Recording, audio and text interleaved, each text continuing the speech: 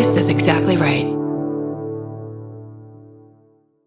The Hulu original series Furious is coming to Hulu and Hulu on Disney Plus on July 27th. Starring Emmy Rossum as Alice Black, Furious follows a rookie FBI agent on the hunt for Catherine, played by Lola Pettigrew, a mysterious and calculating female serial killer. While Alice upholds justice, Catherine kills for it, terrorizing the rich and powerful men of New York in her pursuit of vengeance. With secrets that change everything, Alice discovers there's a thin line between hunter and prey. Watch the Hulu original series Furious on July 27th. Streaming on Hulu and Hulu on Disney Plus for bundle subscribers. Terms apply. Goodbye. The best time to think about home security is before you need it. That's exactly why there's Simply Safe. Traditional home security only alerts you after a break-in has already happened, and that's too late. Simply Safe is changing that. Simply Safe's US-based live agents identify threats on your property and help deter them so intruders never get to your house. The system is customizable so you can build one that fits your home and your specific needs. The 24/7 professional monitoring is effective and affordable and won't lock you into a long-term contract. I think that's what's so scary for so many people is that long-term contract. And like, what if it turns out you don't like it or need it,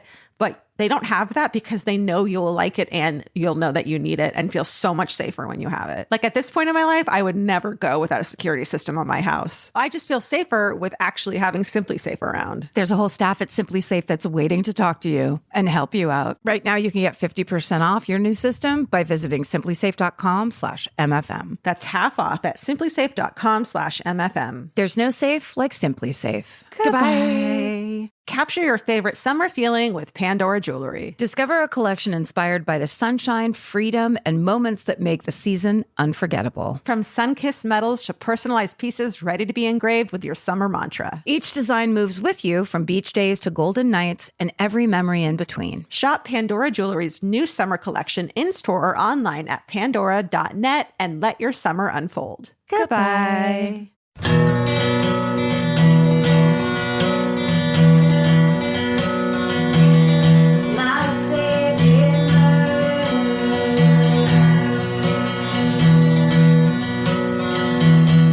Hello. And welcome to my favorite murder, the Maxi-sode. the Maxi Pad episode. This is the episode where we pour blue water onto the Maxi Pad of your interest. Here's what we promise you. We'll be super absorbent. Yep. Unscented. There will be no leaks this entire episode. There'll be wings, but they'll work. Oh, man. The darn thing's got wings. Do you remember those ads? No. When the Always first came out with Maxi Pads with wings, it should have happened years ago. It was a new thing. It was so new. And it came, I think, in the 90s, right? Late 80s, maybe? I may be in my period yet. And there was literally a lady in the commercial. It did not apply to you. There's a lady in the commercial holding up this nutso-looking huge Maxi Pad with the wings going, the darn thing's got wings. That's cute. Where is she today? Dad. She died of toxic shock syndrome. Because the whole thing was made of asbestos. They didn't realize back then that they shouldn't kill women internally. No, they didn't know you shouldn't just shove asbestos right up your... Anyway. Look. Listen. That's how we start. Listen, this is just a free association episode. Whatever the mouths happen, Karen's eating. Oh, sorry. Canadian Kit Kats. I keep forgetting. There is okay. Look. Talk about it. Let's do an office corner. Okay. Because we have everything. You tell a thing. Okay. My thing in the office, because we're in the office, it's the new studios. It's very exciting. Every day there's a new thing. Now the walls are painted. That's exactly right. That's exactly right. The acoustic tiles are up, waiting to be hung so that all the sound is perfection. There's a Steven in the corner. Steven's got his whole thing set up, including my favorite new clock. There's a Steven corner. Corrections on Steven corner. But my favorite thing, which is, and I apologize for you having to listen to me chew, but we are given so much candy, and we might need to ask, please, less candy at the shows. We have so much candy in this office that there is a literal humongous drawer filled with Canadian Kit Kats in our kitchen. And that's every time we come to record, I just go open that drawer and pull one out for myself. It's amazing. How about we do a rule that if your name is Leslie... No, how about if you were born in the month of October, May, or August, you can bring us candy if you want. But otherwise... Or if your name is Leslie. Or if your name is Leslie. Other with than an IE, with a Y, whatever. Doesn't matter. And we're going to look at your driver's license, too. You have just an I. Yeah. Yep. Yes, because it's getting so out of hand, and it's very difficult not to eat high quality chocolate if it's near you. These fucking salted caramels we get from this is the best chocolatier in fucking town. Omaha, and it's salted caramel. And then the other problem is that I love dark chocolate. You hate it, so I immediately get the dark chocolate, and then my suitcase is full of dark chocolate salted caramels, and I want to cry. I mean, and here's the thing: everybody that gives us gifts has really good taste. They know what a good gift is to give. They know to go to the oldest candy store in their town because it reflects the town. It reflects quality. It harkens back to a time of yore. Yeah. For whites. Let's be specific, but it really is the best. Yeah, so I will go love it. home with a little box, like a C's or Whitman style tiny box of local candy, and just be like, well, I have to eat it. I'm here. Yeah. I'm here in Pittsburgh. I do the thing of I'm going to bring this home and give it to my mom, or I have a shelf of like I'm just going to give that to someone else. Like it's so nice, but I don't want it this or that, and then I just end up eating it all. There's a whole fucking can of maple syrup someone gave us in Canada that I was like, well, I shouldn't let this go to waste. And now I have a fucking can of maple syrup. That's like me sometimes when I'm in the grocery store and I want to buy candy, but I'm so ashamed to be buying candy that I have to make up a story in my head where I start the story. This is for the kids. Someone's going to come over later. Yep. This is for the kids. Who are the There's kids? not one child in my neighborhood. I'm not friends with anybody on a day-to-day basis that I see children. You don't own any children. I don't have them hidden in the attic. There's no fucking kids. Why? Okay, hold on. There's a gnat. We're going to get him. Record this, or it might be edited out if it's terrible, but there's a fucking gnat, and I swear to There's God. a get-in-your-face gnat that's flying through this room right now. I bet you it's because we turned the lights off and it's cold up there now. Oh, yeah. But also, I can't tell the gnat from the floaters in my eyes. Oh, shit. I promise there's an... What? No, I saw it coming at me. Or it'll happen at some We'll point. get that little motherfucker. My office update corner. Yeah. So let's talk about the raggedy clown that we... I think we talked about this in the past episode. We'll put a photo of it up, and maybe a video of it up on our social networks. Someone gifted us what's a Raggedy Ann. It looks like a Raggedy Ann, but it's a clown. And on one side, it's a happy face. And then you turn it over the other side, on the back of his head, it's a fucking vintage clown sad face. With tears on its own face. Crying, knit tears. Almost got him. Didn't get it. Knit tears. Why is it happening? I was talking, so I came here early and I was talking to Stephen and Danielle. Private conversation? Yeah, but okay? I'm going to tell you about it now. Okay. No. So I walk in the office and I'm like, why is the clown right there? That's not where we originally put the clown. And it's a weird place. And I realized that lately I've been coming in the office and it's been in different places every time. Mm-hmm. So I come in here and Stephen and Danielle, who's our Exactly Right executive producer. Yes. And she's running this network. She's so fucking amazing. Danielle Kramer. We love her. The best. And I said, which one of you guys are moving the clown? Like as a joke. And they were both like, we are not moving it. And I believe them. They're not lying people. And then at 5 a.m. the other day, the alarm went off here and it's moving all the time. And then Danielle said when she listened to the video of the alarm going off, she heard like creepy voices. No. Yes. I didn't know that. Yeah. I just found out and I was like, don't tell Karen. I'm going to tell her on the podcast. Okay. Because I absolutely assumed Stephen was moving the clown. Stephen. Well, so I have moved it once or twice. But this last time I came in and there was something on the floor and I took a picture and sent it to Danielle because if anything goes wrong, I'm like, let's see, Danielle. And it was part of the alarm system. Yeah. And I'm like, Danielle knows what's up. She's running the place. And then she was like, oh, do you mind just putting it back in its spot? And so I went back into the main room and put it in its spot. And I noticed the clown was in the corner. Turned around and the clown was there. The clown was I did not notice it when I walked in. I'm like getting chills just saying it right now, but it's fucking Chucky. But can I just say this then? The other night when I was leaving, I don't know if I moved the clown. Oh, no. But I definitely turned the clown around so it wasn't the crying face, it was the happy face. Because I was like, we don't need to be looking at the sad side of the clown. Well, the only other person that could have done it, the only other employee and person who works for Exactly Right Media is Jay. Yes. And the three of you could not be more of an honest bunch that wouldn't fucking play pranks. So I don't... Okay, so here was my idea. Because it's 2 days after April Fool, so it'd just be lame. And April Fool's is like lame to Stephen, begin. honestly, drop the prank now. Steven, look at Steven, me. God damn it, you rascal. So here was my idea in case it is haunted. And then we're like, let's get rid of it. But I think it's the coolest thing. And I remember the two girls who gave it to us. I feel like the women that gave it to us, it was in... Okay, wait. Oh, okay. Okay, so I'm 100% wrong. But I remember it being these two gals in Arizona being like, we found this today at a thrift store and we thought it'd be great for you. And then we started crying and they were like so happy about our reaction. Mm-hmm. So Stephen and Danielle had the great idea. We're going to fucking Arizona this weekend. Drop it back off? Give it back to them and give it to the hometown person. That's your problem now. But then we have to fly with it. That's right. And we have to buy it its own seat. Did you know that? You have to strap it in. You can't just sit in your lap or underneath the seat in front of you. Haunted clowns, man. Those are expensive. For some reason, I remembered getting that clown from those guys, those people, those women after the Circleville, when we were in Ohio. Yeah. I feel like that's the area we were in. But now you could tell me anywhere. You could tell me. I think you're right. But let's pretend I am and bring it with us this weekend. Stephen, will you look up in the email, just because I feel like we had at least one conversation with the people who gave us the email that then said, we are the ones that sent you the clown. Stephen, and the clown. Wait. Well, I got it! Are you sure that's not part of the Kit Kat? It might be in your Kit Kat now. that's probably for the best. Well, we should find out, because if you take it to Arizona, you're just unleashing the clown. You know what? Maybe it's it's for everyone. That's right. Good. Exactly. Am I right? We throw it into the crowd. It's up to you now to fucking handle this. What if we bring it on the plane and it's an emotional support haunted clown?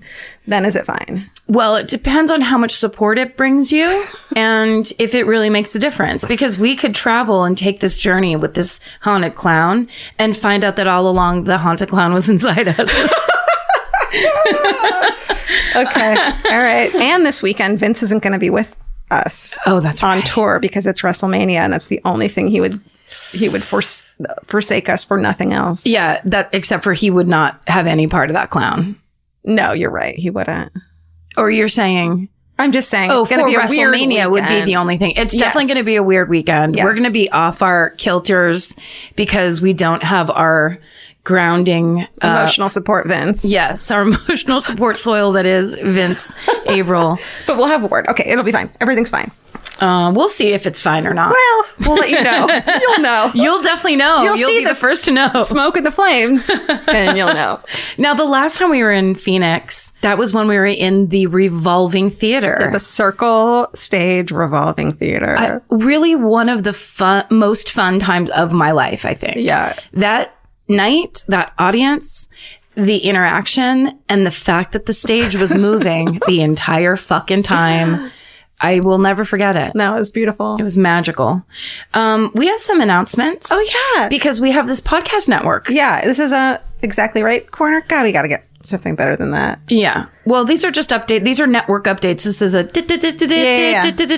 Yes. That's my news. Teletype. Your phone is buzzing exactly when that was going on. Ooh, is that your phone? Let's just see who it is. Okay.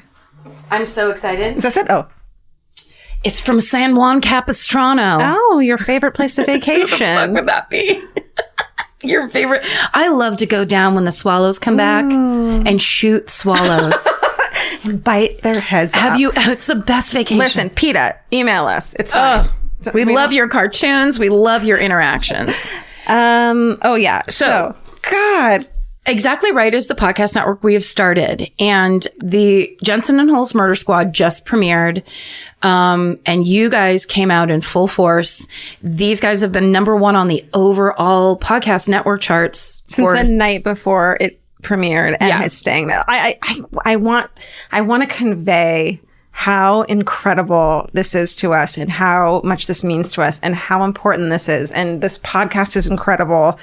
Jensen and Holes Murder Squad, but it says so much. You guys made us look really fucking good. Yeah, because we were like, we swear to God, if you guys help us make this thing will go, it will be big and people will love it. We had to sell it. Yeah, and it really worked. And the ultimate, I was telling you and Danielle and Stephen this earlier, but the ultimate compliment was the day after it came out, my sister called, who is not a murderer, and is not interested. She's real happy for you. But She's proud from a distance, but doesn't want to get get involved. That's her whole stance on everything. And she doesn't like true crime. It freaks her out. She listened anyway and loved it. And she was just like, it's amazing. I love the song. I love the whole setup in the beginning. But to listen to professional people discuss the jobs they've had and the work they've done and where it is now and where they want it to go, she's like, I think it's going to change the way people interact with like their media. I think so too. And here's the thing. You don't have to believe Laura Kilgariff, but she is the one that spotted George Clooney on the early episodes of The Facts of Life when he was just the handyman at the store and was like, who's that guy? And it was back when he had long, weird hair and was kind of beefy. She Clooney'd. She Clooney'd early.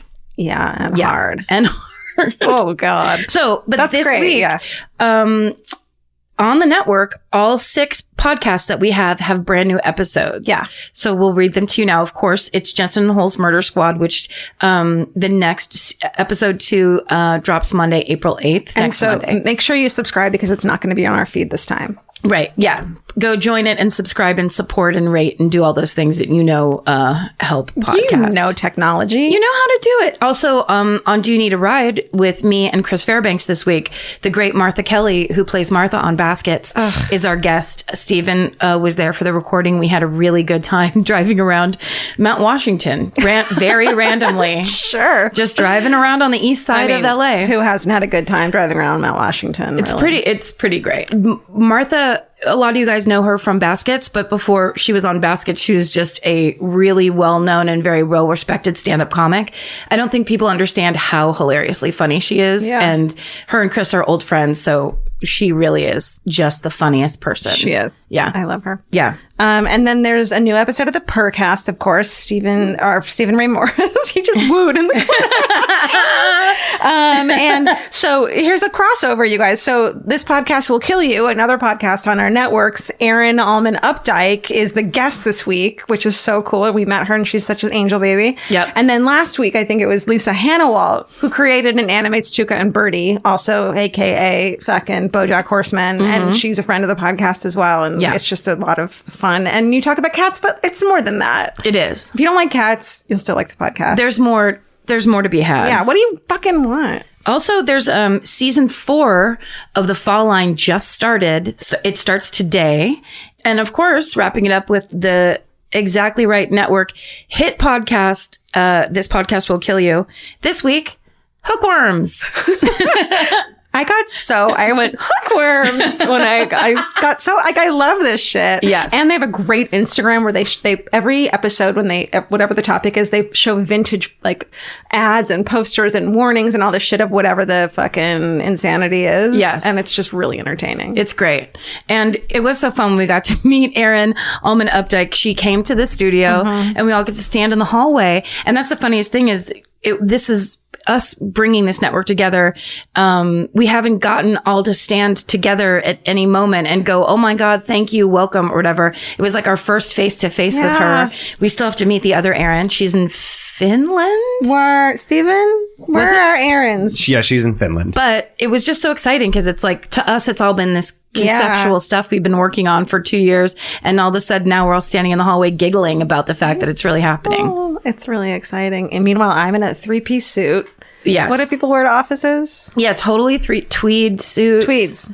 Hard shoes. There's a cane. Dockers. There's dockers everywhere in this office. Definitely. Boat shoes. But there's and boats. The cool thing is that if you have a podcast on this network, we give you a super yacht. Which I think is more than fair. That's right. But that's actually the nickname for a disease that next season This Podcast Will Kill You is going to cover. Super yacht. Have you ever had super yacht? You haven't been inoculated for the super yacht? Oh, honey. Shoot. You're going to need some Neosporin. And get your ass to Walgreens. Go stand in Walgreens. Yeah. All uncomfortable. What else? I don't have anything. You know what we haven't talked about? And just can we please skip? Our discussion timeline is so off because we've been on the road for so long.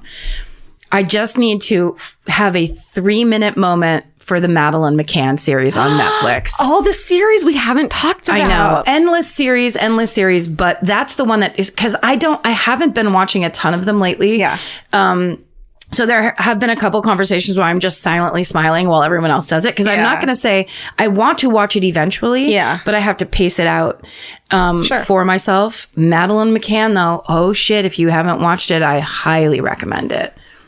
Okay. I got a little into it and was like, where is this going? Mm-hmm. And it made me really sad. Yes. It's only bad.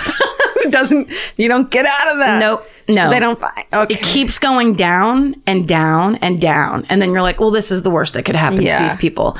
But it is absolutely not the worst. It's terrible and horrifying. Yes. And it's the thing you need to know. And it's really well done. Yes. I did really enjoy watching it. I watched a lot of it and then just didn't finish it. It's very compelling. But I think after a while, it you get worn down by the reality of it. I mean, there's at one point, I'll just say this as a spoiler, in year 3, they realized just no one had been looking for her at all for 3 years. There's things like that where you think you know what this case is. Right. I think I know what the case is. I had a completely different opinion when I went in, and even not finishing the series, I'm heartbroken for her parents. And it's just, I think I got really sick of listening to that one, detective. Lie? The Portuguese cop? Yeah. I got sick of the Portuguese cop being able to say whatever the fuck he wanted on. I didn't like him to a point that made it too hard. Does he die? Karen just made a face at me that was so I know what it was. It was, wait till you see what happens, right? Well, but does he die? I mean, we're all going to die. Sure. Yeah, ultimately. And I didn't mean to sound so excited about someone's death. It was, this again is a spoiler, and I'll only say it to you, and then, I don't know, we can do with it what we will. I just wish they could see the face you made of me. It was well, I have a secret, and I'm from the South. I'm like this, because I'm like, well, you didn't watch it, did you? And then well, now I'm going to tell you. Her finger on her chin, well, I'll just wait for you to be stupid. My enjoyment of you not knowing isn't because I'm not enjoying you being stupid. We all have that. But it's almost like that thing where somebody is watching something and I can't take it anymore, and you turned it off right before the great and thing you're happens. Wait till you fucking see it. But let me just tell you, he makes a movie about his side of the story. Oh, no. Did you watch that part? No, I only got to the book. I dipped back in simply for the film that they released on Portuguese television that is the most bizarre propaganda weird thing you've ever seen. I'm gonna dip my bandaged toe into that water, even though I was told not to put it in water. She just made the face to me again. Okay. Wait till you didn't hear? That's like gossip. Okay. It's almost like these days it's that story.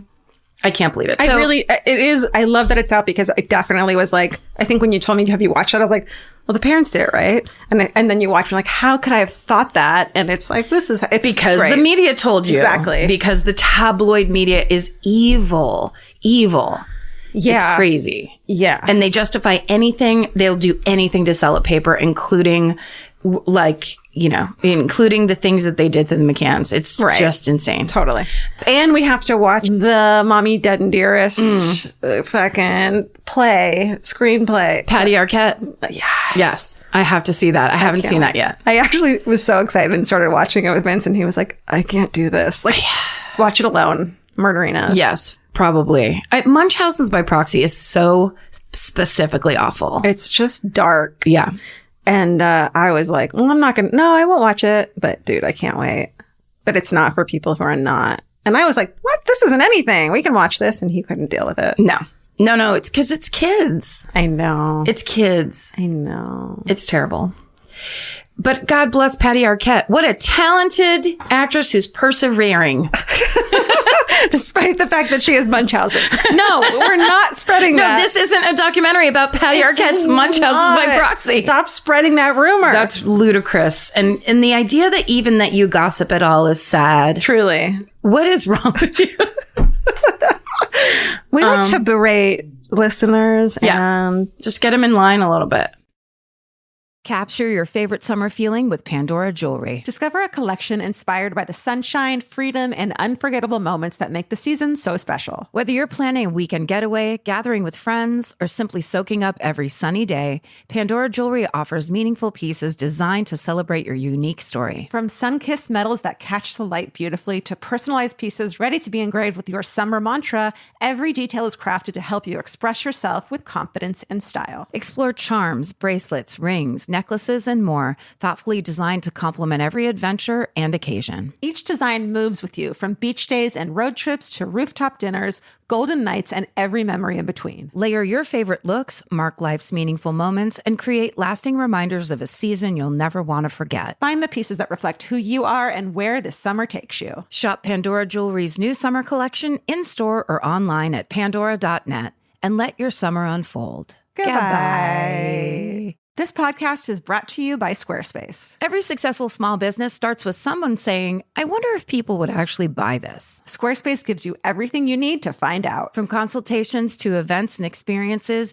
you can showcase your skills with a customizable website designed to attract clients and grow your business. With Squarespace's collection of cutting-edge design tools, anyone can build a beautiful, professional online presence that perfectly fits their brand or business. Get paid on time with professional invoices and online payments. Plus, streamline your workflow with built-in appointment scheduling and email marketing tools. Head to squarespace.com/murder for a free trial. And when you're ready to launch, use offer code MURDER to save 10% off your first purchase of a website or domain. Goodbye. Every piece of furniture you own has a story. Sometimes it's an heirloom, and sometimes it came with the house because it was too heavy to move. If you're ready to start a new chapter with your home decor, there's Article. Article makes it effortless to create a stylish, long-lasting home at an unbeatable price. They take great care in curating their collection, focusing on pieces that stand the test of time. We've talked about Article for a long time. There are pieces in that catalog that are so affordable that are room changers. And if you go through there and there's like a little something you don't even realize you need it until you see how they have stuff set up or what style combinations that they're doing with. They do the boho chic. There's mid-century. It's a little bit modern. It's something new. Like there's so many choices in there and it's not going to break the bank. As someone who's interested in tons of different styles and time periods, Article covers them all in one place. I love that. I know I've mentioned already how much I love my entryway table, but I swear to God, because the path that it's on, I pass it 4 times a day, and I love it more every time. Article is offering our listeners $50 off your first purchase of $100 or more. To claim, visit article.com/murder, and the discount will be automatically applied at checkout. That's article.com/murder for $50 off your first purchase of $100 or more. Goodbye. I would swear that I'm first. Is that right? Yes! Oh, it must feel great. Well, this is also I feel like the first time we've done 2 in a row in the studio in like 4 years. 2 in a row, and we've been home for more than 3 days. Yeah. I feel like I'm living my life. I'm getting MRIs. I had one dinner with a friend. I'm just like, you're out and about. Look at me doing things like a normal human being. I am, I have reached a level of cuddling with my dogs that is, I feel like my dog George is having a real emotional impact from me being gone so much. Yeah. Because she gets up into the bed and then snuggles up onto my shoulder where I'm like, we're here. Like, you can't get closer to me. And she wants to be like, if you leave, I want to feel it. I want to know. Yes. It's very sad. Also, she's the size of a small horse. So it's not like normal cuddling with pets. It's like, oh, look, the horse is here. The needy, emotionally needy horse is here. You're her emotional support, Karen. That's right. Oh God. I wear a little blue vest when she's around. Oh, you're okay, George. And she's like, you can touch her. It's okay. To strangers who are like, what? Okay, you can pet her. What kind of dog are you? What kind of dog are you? That's sad and sweet. And it's very sad. Leaving this weekend. Yeah, but I'm going to take them to the old dog camp, so they never know because it is water and pools and stuff like that. I mean, take me there for a fucking weekend. Okay. Please, take me there, please. Well, I'm first. Great. So here we go. Okay. Karen. Yes? You know I love some fucked up shit. Yeah, you do. Shit that goes all the way to the top. Right? I always say. Oh, are you going to tear down some major established... Maybe. Yeah. This is the mysterious death of Karen Silkwood. Yes. Why haven't either of us done this? Or thought of it I know. at all. Did I know. you watch the movie? Yes, I will get to that. Okay, sorry. I tried. Yes, I've seen the movie. I tried to watch it again. It's available nowhere. Right. Really surprisingly, except on YouTube, of course. And it's available on YouTube in the left-hand corner of the screen. Perfect. And the rest of it is someone's like screensaver space. It's Yes. like literally outer space coming at you. That's how the director wanted it to be seen. That's the original intent, was that it was going to be shot and presented that way. You can't understand all the words. No, but why would you? Get the gist. Yeah.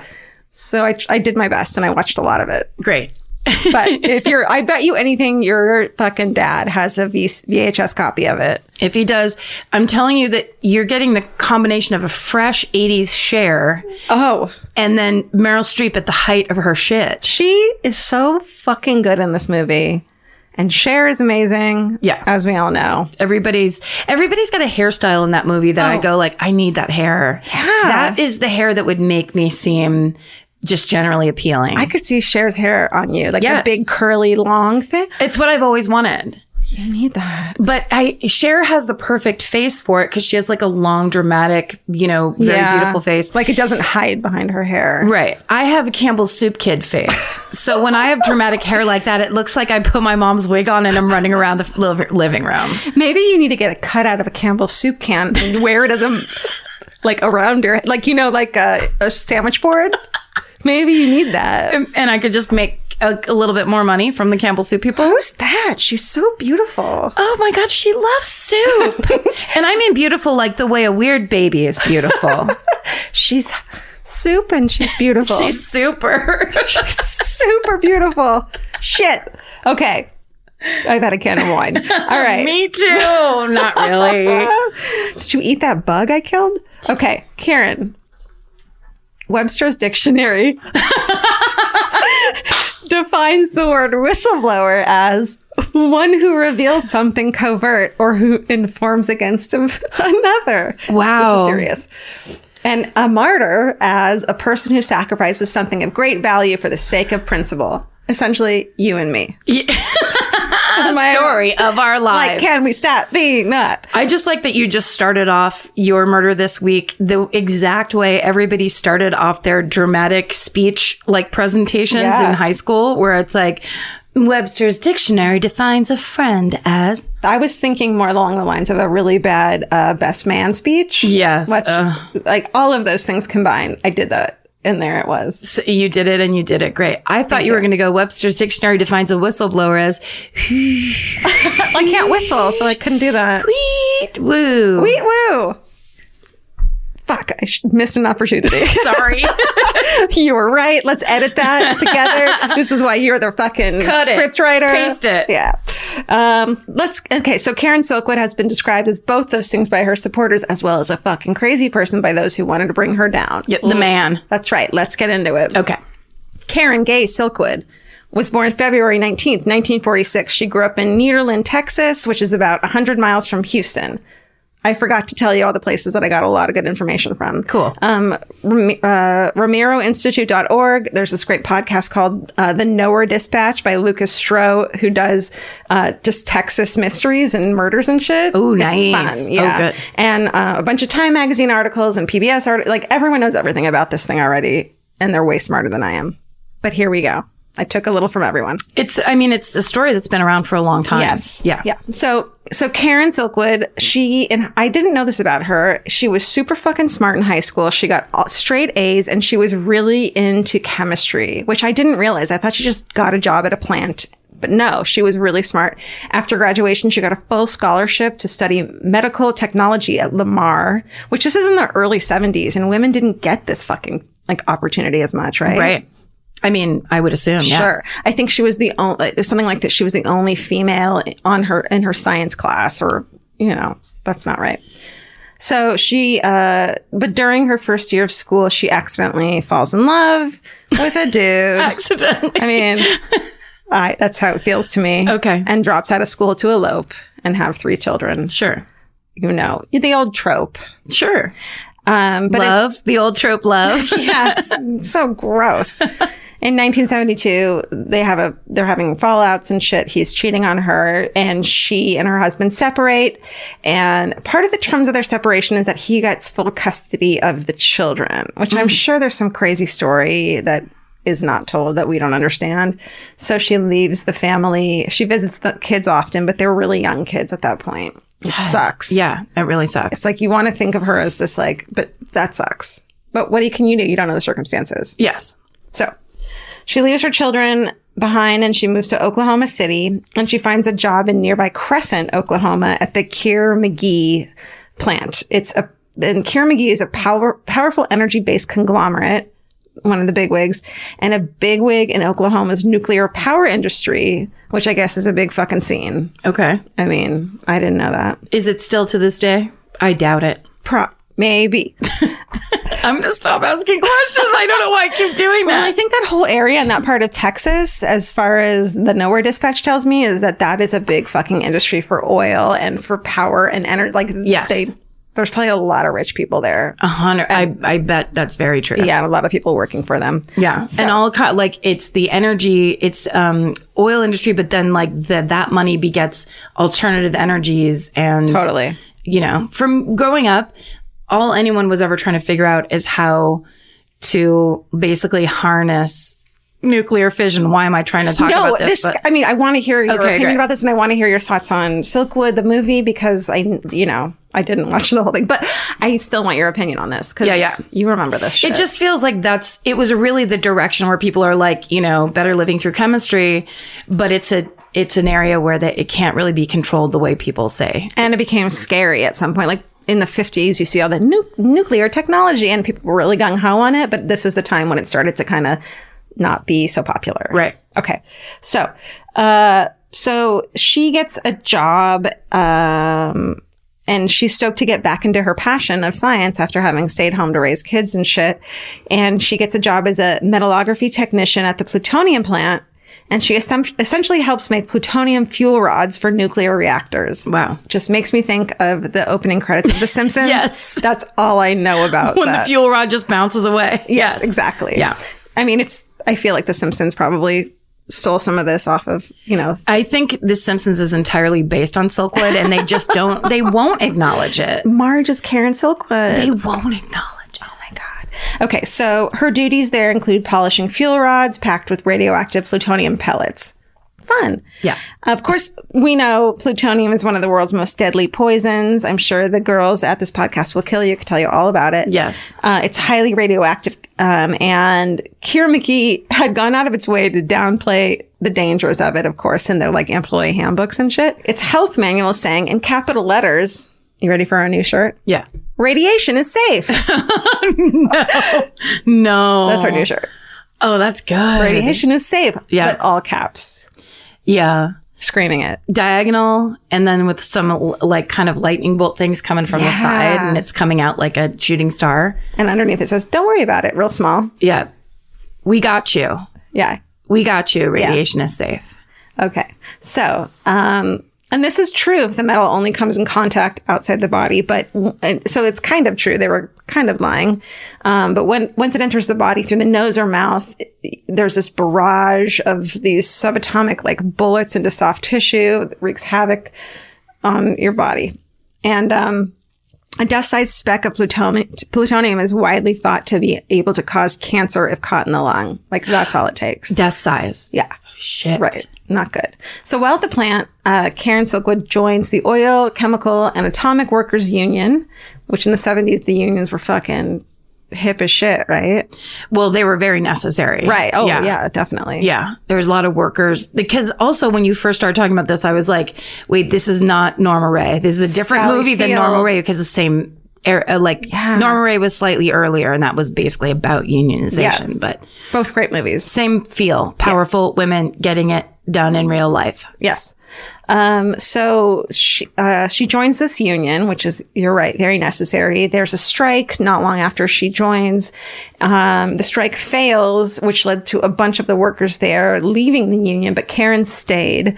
And part of the reason is because she was elected to the bargaining committee of the union, which was she was the first fucking woman to be in this position, which is huge, which I'm sure made her not want to quit the union, even if she's mad at them for, not whatever.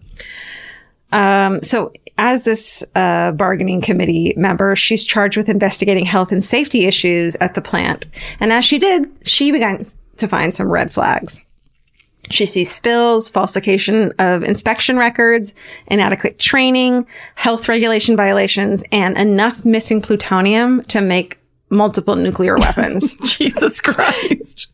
Where'd it go? You buried the lead. Yeah. But also people aren't putting the container back on the cottage cheese in the refrigerator, which there's spores. I mean, can we please clean up after ourselves? Jesus, missing plutonium. Your mother doesn't work here. Yeah. What if it said that over the plutonium?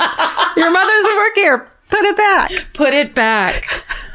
So in the summer of 1974, Karen Silkwood testifies to the Atomic Energy Commission in Washington, D.C., which is a big fucking deal. And I'm sure they didn't get a lot of women doing that, about all the findings she finds at Keir McGee. So at this point, it's possible she's pissed off a few different groups of people. Yes. Okay. So there's the people who are workers there who had left the union and saw that she stayed and she was a scab, and that pissed them off, right? Them.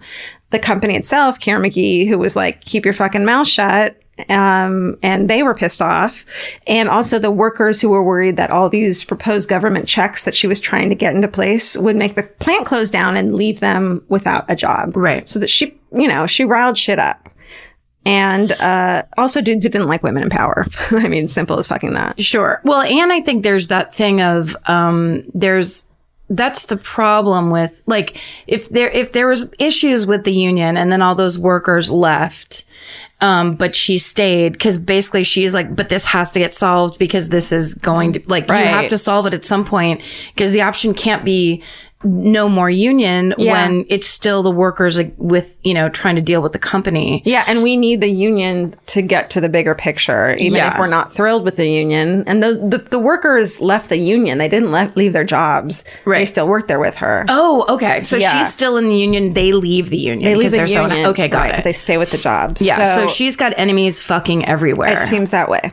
And she's right, which is the worst fucking feeling. So that's part of this whole mystery of her death. So on November 5th, 1974, she does a routine check, which you see in the movie. You just have to kind of put your hand over, some kind of scanner, and it beeps and fucking goes crazy if you have plutonium. You don't want it to happen. It happens to her. So she discovers she has been exposed to over 400 times the legal limit of plutonium. So some people think that it was done purposely as a retaliation by one of those groups. That's one of the theories. That she would expose herself to 400 times plutonium radiation? No, that one of the workers put it in her gloves that they knew she was going to have. They purposely made her get a plutonium poisoning. Yes. Yeah. So that's one of the theories. Karen herself thought it was a deliberate act by those in power at Keir McGee, which is another option.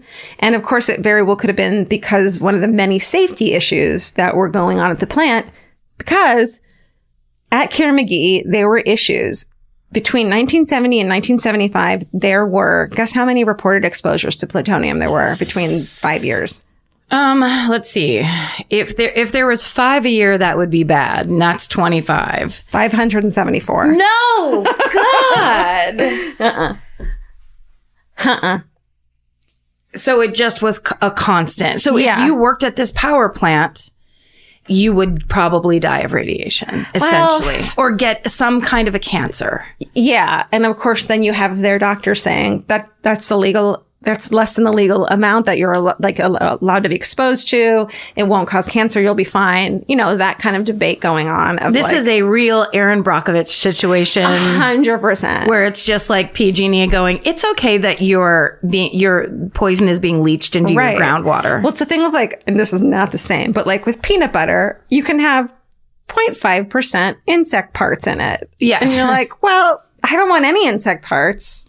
And that's well, don't eat peanut butter then. Yes. I don't, Right, exactly. But it's almost like the company is saying, look, we're all going to get poisoned by plutonium. Yeah. Let's grow up. Here's how much, you only had a little. Yes. Fuck up, motherfucker. Yeah. But it's that thing. And I'm sorry to equate it but I do love the movie Aaron Brockovich. But when they sit down to negotiate with the PG&E lawyers and they're fighting back and forth, and then one of the lawyers takes a sip of water and she goes, oh, we had that brought in from Hanford or Lemoore or wherever they were in Central California. And they like freeze where it's those motherfuckers who would never take the treatment that they are insisting other people live with. They would never let their kids drink Flint fucking Michigan water. No way. But they're saying it's fine. You're fine. Yeah. Take a shower in that. You're fine. And we don't owe bullshit. you clean water too. Yeah. Meanwhile.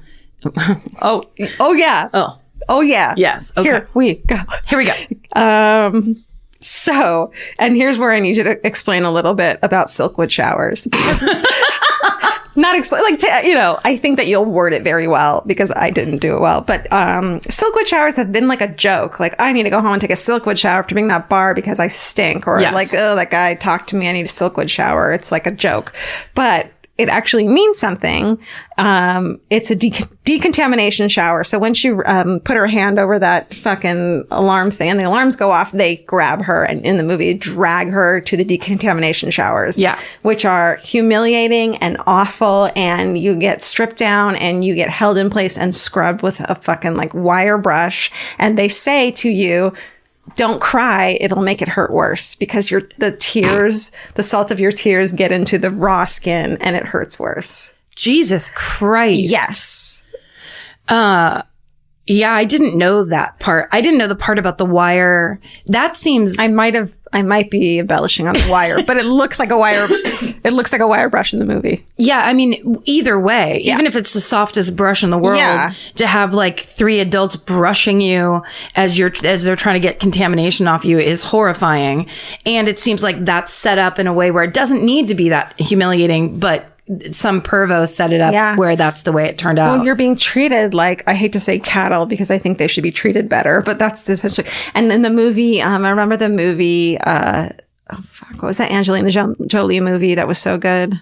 God, there's been so many. Hold on. There was the one where her child goes missing and she yells changeling. The changeling, and she gets put in an insane asylum and they wash her like that. Yes. Do you remember that? And one of the washers is Ricky Lindholm.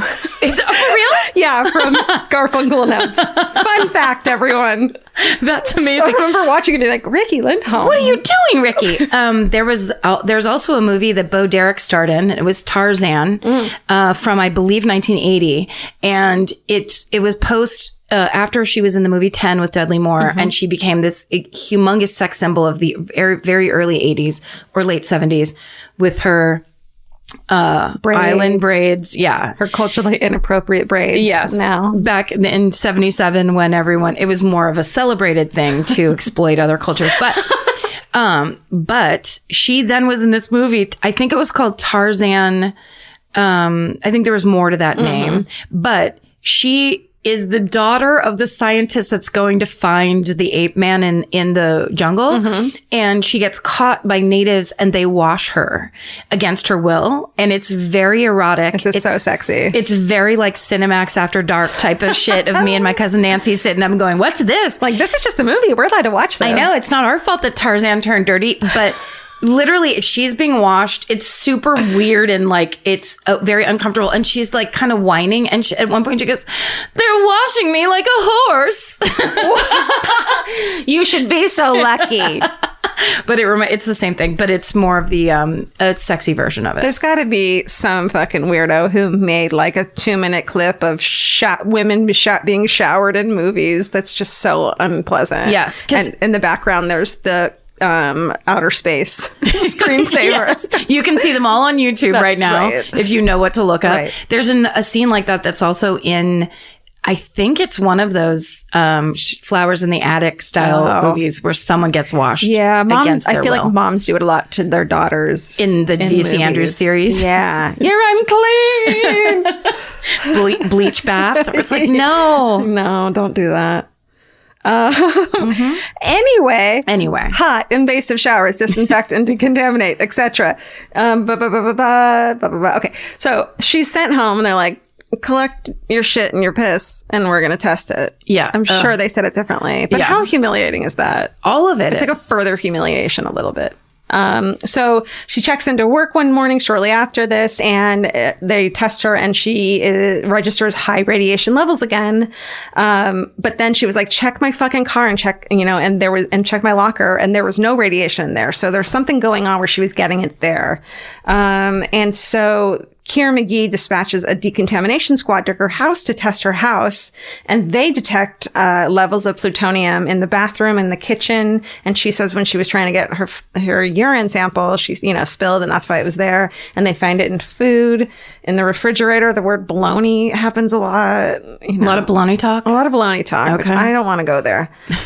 Just deli meats at all, or bologna specific? Specifically bologna, which is my least favorite deli meat. It's pretty gross. It's in my refrigerator right now because I married a Michigan guy. Oh, that's right. Does he like a fried bologna sandwich every once in a while? He does. And listen, he's not wrong. Look and listen. I had a bologna and cheese sandwich every day for like 3 years in grammar school.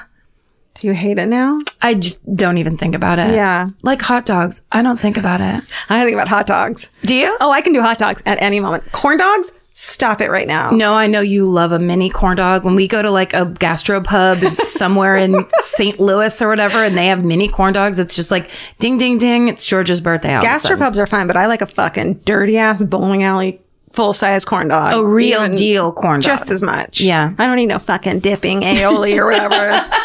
I don't need your fucking dipping aioli. Keep your aioli to yourself, pervert.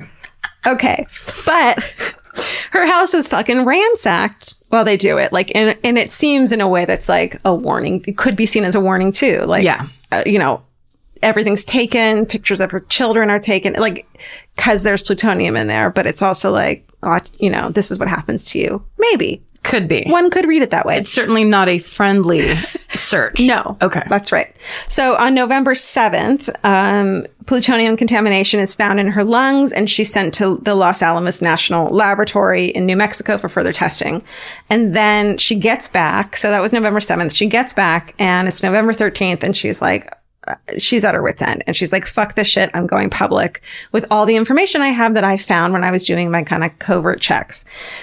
She'd gathered enough evidence documenting the plant's wrongdoing, and it contained documents proving that the Keira McGee Nuclear Corporation was missing 40 pounds of 98% pure bomb-grade plutonium. Let's find that bomb grade. You want that listed first, apparently. I'm going to start describing things as bomb grade. That's right. This is a fucking bomb grade corn dog, if I could say so myself. Yes.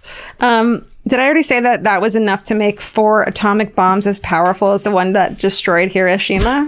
Did I copy and paste? I don't think you read that particular copy and paste. That's a powerful full piece of information. That's right. So that's what's missing. Uh-huh. That alone shouldn't get you like beaten up or your picture's broken or whatever. That should be like, thanks so much. Let's go find it. Yeah. Let's fix this. It's a little problematic. Mm-hmm. So that evening, she goes to a meeting for the union, and then in the evening, she is seen leaving.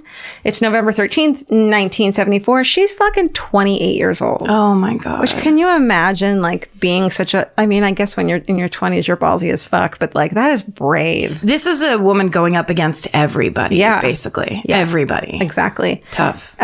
So she is on her way to a meeting in Oklahoma City. She's going to meet the national union representative of the unions, obviously, and a New York Times reporter. And the last person who saw her walking to her car said they saw her with a folder full of documents and photos that she said was going to fucking prove her case. Yes. Right. As she drove to that meeting on a dark stretch of road, Karen's car goes off the road at a speed of about 45 miles per hour. It strikes a culvert and it kills her. Mm-hmm. Brakes are cut. Well, sorry. No. That's a great question. Is that a question or was that It's a guess. Okay.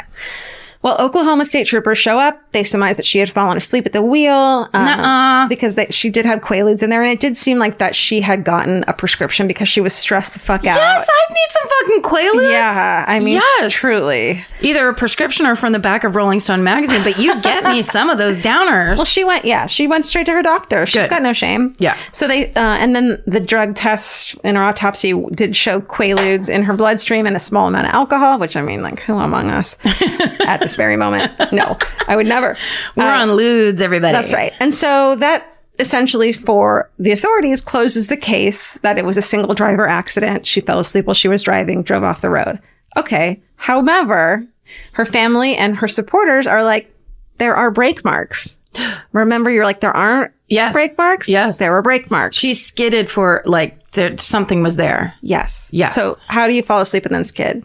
I mean, it's possible. But I bet you that's not how it happens. Right. Because if you're asleep until you crash, usually, right? Yeah. Or you can wake up and try to right the car and overcorrect and shit. Yeah. But, you know, their theory was that she was asleep the whole time and just went off the culvert. So it still doesn't add up. And there also, and this is more telling for me, there are dents and paint scrapes on her rear bumper. Yes. That, of course, leads everyone to believe that she was deliberately forced off the road by a trailing vehicle. And I think that this is a similar scenario to the China syndrome that came out a little bit later. Was that also a true story? I don't know, but I think they took parts of that and made it real in the movie. Oh, okay. I'm not a filmmaker. Wait a second. You told me. Oh, no. That you made E.T. That's why I got into this whole fucking thing. Oh, shit. The filmmaking aspect. Most suspicious is that the fucking documents were never found. Yeah. Never, ever found. That's not... Quaaludes don't make documents disappear, They everybody. sure don't. No. They don't fly out of the car and no one finds them. Yeah, usually, especially if you go into a culvert, that's when documents go all around the culvert. Everywhere. Yeah. So maybe they did and someone grabbed them and fucking gave them to the right person. Yeah. So that is highly suspicious to me. And of course, investigative reporters pick up on this crazy story. And there's a series of newspaper and magazine articles about the events leading up to her death. And everyone at this point is kind of turning on nuclear power and energy and seeing how dangerous it is. And also seeing how few checks and balances there are because they're making a shit ton of money off of them and the government's stoked on that. Yes. So the case is embraced by environmentalists, nuclear energy foes, feminists as well, and civil libertarians. So everyone's like, this is shady. Yeah. Great. So because of this publicity, there's a nationwide demand for an investigation. And a couple attorneys file a lawsuit on behalf of Karen Silkwood's children and father. Oh. I know. Not for wrongful death in her car accident, but for willful negligence leading to her plutonium contamination, which is like such a sneaky thing to do. But that's smart. It's get him at the source. Yeah, because you couldn't prove the car accident probably, but you can prove this shit. Right. So lawyers for Keir McGee argued that Karen Silkwood had snuck the plutonium out of the plant and intentionally contaminated herself to make them look negligent. Nope. So kamikaze style, she's going to make them look negligent by basically committing slow, terrible plutonium poisoning suicide. And did they have purse checks? Like when you work retail and they check your bag on the way out? They had to have that. Remember those? How humiliating those were? That's so funny. Because we used to have those at the gas. Yes. Or I'd be like, my purse is so 90s small. I didn't steal one of your rugby shirts, you assholes. And then when you were the manager and you had to purse check other people and you're like, I don't want to do this. Just steal something. Yeah. People at ours, actually, it's funny because all of our managers were super cool and everyone would just walk out and they just like, it was all a gesture. Yeah. As opposed to like anybody rifling through your stuff. Right. Everyone knows put the free shit in the garbage bin back in the alley. Then go out to your car and then be like, I'm dumpster diving. Exactly. For brand new. I didn't know that was a thing people did. I never did that. Not once. And how dare you accuse me? Okay, so that was their argument. But then the argument too is like, well, that makes you look negligent that an employee could just walk out with, like, that's kind of a not a good argument.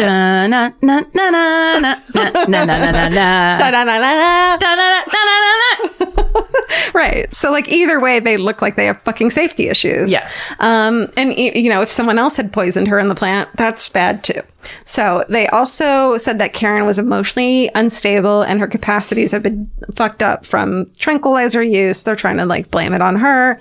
They said that she was in this fucking fight with her union and the company, and that she wanted to prove that the plant was dangerous by any means, and that she was a Webster's dictionary definition of martyr. Yeah. Right. That was their argument.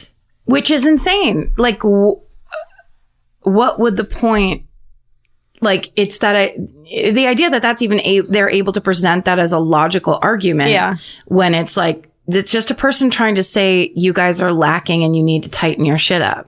And, you know, I can understand the, like, I'm going to show them by, like, maybe a layman who didn't understand the effects of plutonium and how fucking detrimental it is. Like, my sister and I used to break open the mercury thermometer and play with the mercury. Yeah. So it was super fun. No. I told my mom that over the weekend and she lost her shit.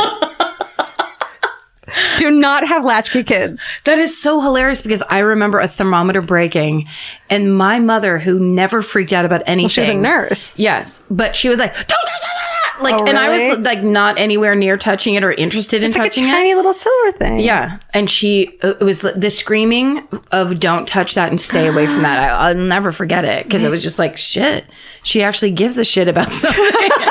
She's actually emoting toward us. Is that mercury worth money or something? Yeah. Why is she so worried about it? I guess now I have to put both hands into it, Mom. I mean, I guess it would explain a lot that I think my sister and I accidentally broke a couple thermometers because the mercury was so... Oh, shit. Can this podcast will kill you, please?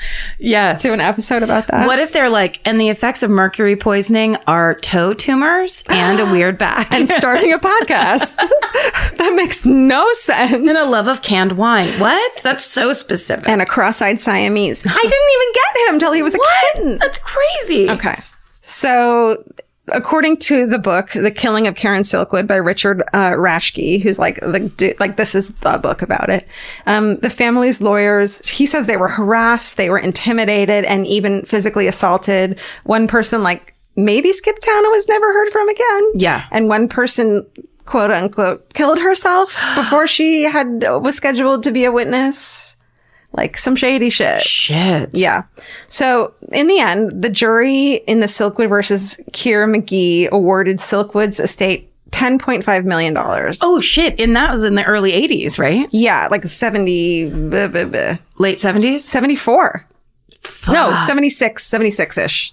Late 70s. That's easily like $50-80 million That's now. how much it is. Is it really? I don't know. 50-80 million? 50-80 million. That's how much 50-80 million. 50-80 million. That elusive number. So not only was it the largest settlement in the history of American fucking judicial system. Yeah, it was. The case established new precedent in liability law. Our friend from the hot coffee McDonald's bullshit story that we all fucking hate. I mean, I don't hate. It sucks. It's the story. It's amazing. Yeah. So, see, up until that time, there was a thing called the Price-Anderson Act, which puts limits on civil liability pertaining to nuclear facilities. Sure there was. Yep, there's a cap on how much you can sue for us ruining your fucking life and your family. God, that's weird. I wonder how a cap, like a governmental cap, would Yeah. get built into the law. So weird. And you would think that if something was so safe that you trusted it completely, you wouldn't need that because you trusted enough not to go wrong. And you'd think that the people that work in your government would care enough about the citizens of its own country to not intentionally cover the ass of people who run things like nuclear power plants or maybe even banks. That's or like whatever. literally. Sorry. No, I love it. I love that we're on the same page because like literally my last sentence and when I was, or my last paragraph and when I was writing it at home, Vince was home and I was like, yeah, you motherfucker. Like I was yelling shit. Okay. Yes. We're going to get there. Yep. Okay. So then, there was, so this case removed the limits. Yay. And pretty much ended construction of all nuclear power plants in the United States. Yeah. Great. We Good. don't want them. On appeal, the amount's reduced to $5,000. Oh my God. But then, they said they'll only cover the destruction of Karen's personal belongings during the decontamination of her apartment. they're like, we'll get you a new couch and shit. That's all. And like they agreed. But then that's over to the Supreme Court reverses that. Yeah, they do. Yeah, they do. And it was headed to a retrial when Keir McGee settled out of court for $1.38 million. So, but they admitted no wrongdoing as part of the settlement. But either way, the plant is closed in 1976, 14 months after Karen Silkwood's death. Wow. Because of oversight shit. So now the general public has already been fucking starting to be anti-nuclear plants. This makes it even worse, of course. And then March 28th, 1979, meltdown and radiation leak of a reactor at the 3 Mile Island. Yeah. Do you remember that? Yeah, I do. I feel like there's so many, like, it's from this time period of like, I can hear 3 Mile Island or Chernobyl or, Silkwood and get like, this is, it like creeps, even though I don't remember the details. It's like, this is something very fucking bad. Yeah, because, well, for me, it being like, 8 or 9 when that happened, it's back when there was only network television news, network news, national news. And it was on like at 7 and then you watched it then. And everybody watched the same shit.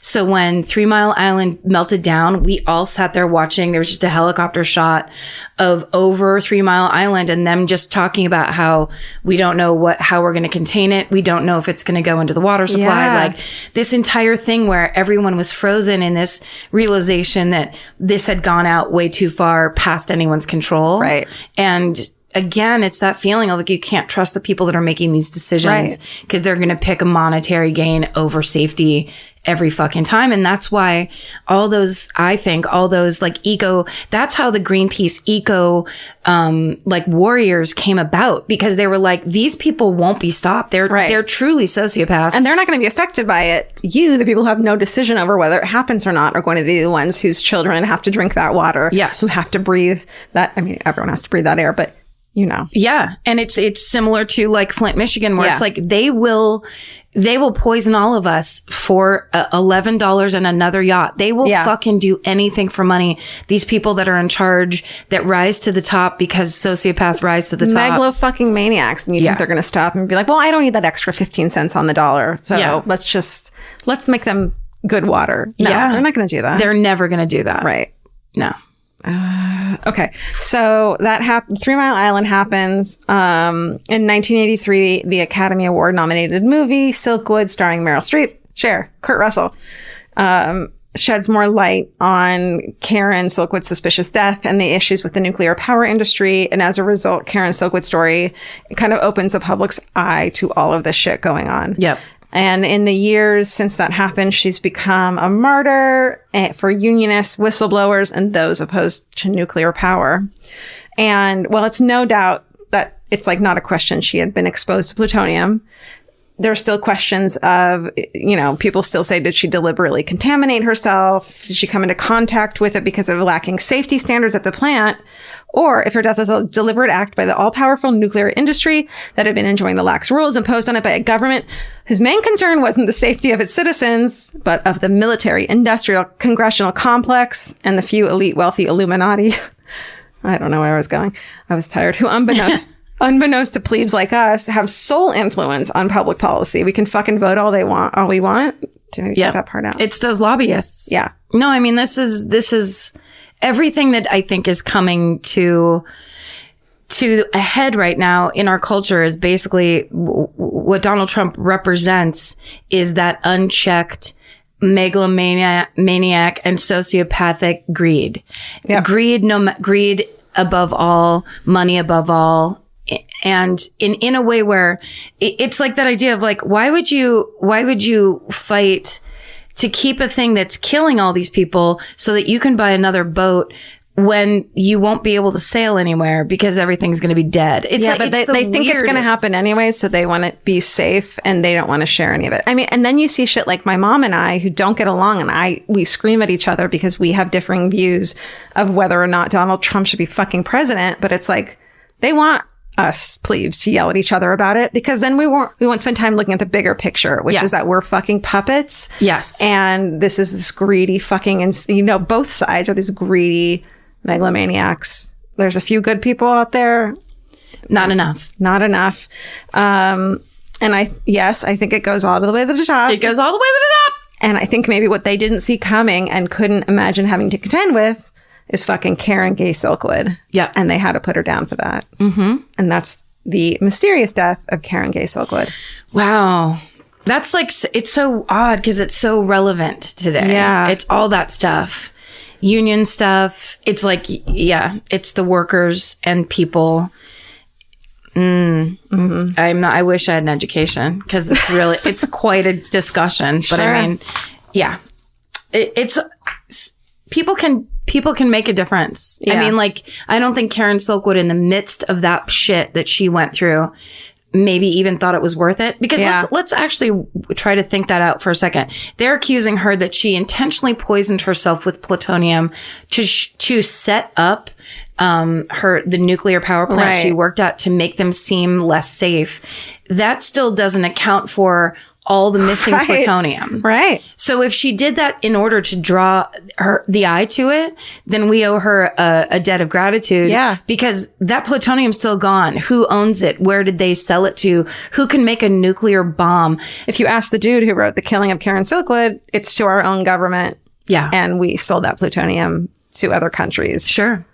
And if you look into our past governments, look into it. It's not a surprise. Look into it and tell us what you find. I don't want to look into it because I just watched the Madeleine McCann documentary and it was really hard. You can't handle more of that. I just don't need any more of the mercenary psychopaths in this world that will do anything for money. Yeah. It's just such a bummer. It's such a bummer. Wow, that was great. Thank you. That was a fun pseudo discussion we just had. Dive deep down. Capture your favorite summer feeling with Pandora Jewelry. Discover a collection inspired by the sunshine, freedom, and unforgettable moments that make the season so special. Whether you're planning a weekend getaway, gathering with friends, or simply soaking up every sunny day, Pandora Jewelry offers meaningful pieces designed to celebrate your unique story. From sun-kissed metals that catch the light beautifully to personalized pieces ready to be engraved with your summer mantra, every detail is crafted to help you express yourself with confidence and style. Explore charms, bracelets, rings, necklaces, and more, thoughtfully designed to complement every adventure and occasion. Each design moves with you, from beach days and road trips to rooftop dinners, golden nights, and every memory in between. Layer your favorite looks, mark life's meaningful moments, and create lasting reminders of a season you'll never want to forget. Find the pieces that reflect who you are and where this summer takes you. Shop Pandora Jewelry's new summer collection in-store or online at pandora.net and let your summer unfold. Goodbye. Get into the Hyundai Getaway Sales Event and get away with a deal so right it almost feels wrong. Right now, you can get great deals on Hyundai's most popular models, from hybrids to EVs and more. Score on the adventure-ready SUVs like the Hyundai Kona, Tucson, Santa Fe, or Palisade, or the bold and tech-inspired Elantra. And the most advanced and capable Sonata or Sonata Hybrid yet. Or go all-electric with the Ioniq 5 or Ioniq 9. But getting away with a great deal is just the beginning, because every new Hyundai is backed by America's best warranty. Which means you can shop with confidence and drive with unrivaled peace of mind. So get down to your local Hyundai dealer and get away with a deal you'll truly love, but don't wait. The Hyundai Getaway Sales Event won't be around for long. Visit HyundaiUSA.com now for details. Goodbye. There are some questions humanity may never be able to answer, like, what's the meaning of life? Or even worse, what do I make for dinner? Luckily, Hungry Root has one of those covered. Hungry Root is like having your own personal shopper and nutritionist all wrapped in one. They'll take care of the weekly grocery shopping and recommend groceries and meals tailored to you. Imagine a world where shopping, planning, and cooking food is simple and stress-free. That's a reality with Hungry Root. Once you tell them about your goals and preferences, they fill your cart with personalized recommendations. And those recommendations get smarter as Hungry Root learns more about what you did or didn't like. Most of Hungry Root's recipes can be made in just 15 minutes or less. I complain about dinner and cooking and that kind of stuff constantly, and Hungry Root provides exactly the thing I'm complaining about's solution. Like, they make a zesty chicken avocado sweet potato bowl that is exactly what I want at the end of the day, but would never, ever take the time to make. And with Hungry Root, it's just right there. It's waiting for you. For a limited time, get 40% off your first order, plus get a free item in every box for life. Go to hungryroot.com/MFM and use code MFM. That's hungryroot.com/MFM, code MFM, to get 40% off your first box and a free item of your choice for life. Goodbye. So, okay, I'm obsessed with Chernobyl. Yes. The photographer, friend of the podcast, Robin von Swank, she fucking went to Chernobyl and took all these photos and talked to the people who still live there who wouldn't leave, like the grandmas and shit. So von Swank Curiosities, there's just a shit ton of the most gorgeous abandonment porn in Chernobyl of all fucking places. And That's such an amazing use of her talent. She is the same photographer. She took our picture that we use now, the most current picture, and then she also took the Murder Squad boys picture. That's right. That it looks like it's a podcast picture. It also looks like they're a really rad alt country band. Yeah, or they're like joint authors of a like crime novels. Sure. Which I guess they kind of are. I don't know. I mean, it's true ones. She's super talented. Go and look at all of Robin von Swank's all of Robin von Swank's stuff because she's amazing. Yeah. All right. Tell me a story. Do you want to hear a story? I just cracked a new can of wine. I can finally sit back and listen instead of trying to spout. You relax for once. Why don't you take it easy? Mom have a night off? It has wings. The darn thing's got wings. So this is a story, and there is so much more to it.